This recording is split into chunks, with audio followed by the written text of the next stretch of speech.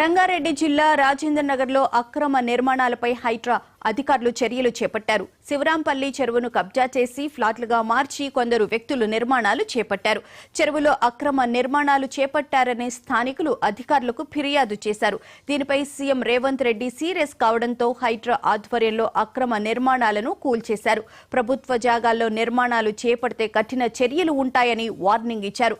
నిర్మాణాల కూల్చివేతల సమయంలో పోలీసులు భారీ భద్రత ఏర్పాటు చేశారు.